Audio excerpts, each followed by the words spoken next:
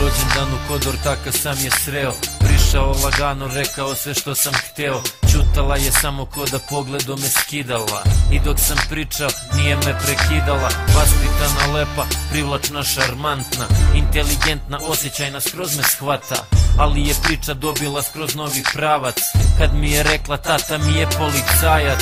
I tako zabavljali smo se par meseci i to moralo je da se desi. I to popodne smo naleteli na tatu. Odmah na prvu mi je prepoznao facu.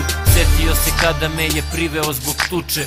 Rekao sjeća se ko da je bilo juče. Počeo da urla šta će ona sa mnom. Odvuko je kući, nije rekla mi ni zdravo.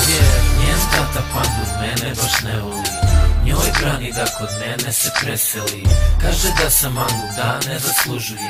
Njegovu čerku kaže da će da me ubije. Njen tata pandur mene baš ne voli. Njoj brani da kod mene se preseli.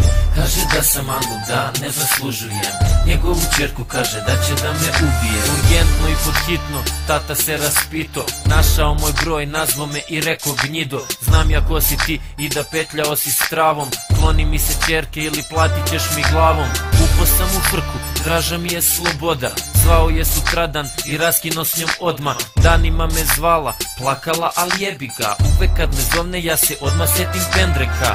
Volim te draga, al volim i svoja rebra. Tata mi je rekao da te pustim il me nema. Hteo sam tako, ali tako nije išlo. Skontali smo nekako da viđemo se krišom.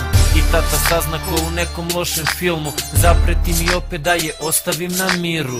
A ja mu kažem rešio sam da je prosim. Od tad me juri, hoće da mi slomi kosti. Jer njen tata pandur mene baš ne voli.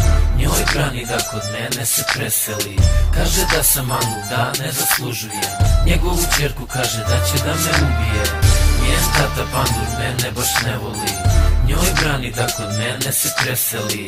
Kaže da sam mangu, da ne zaslužujem. Njegovu čerku kaže da će da me ubije.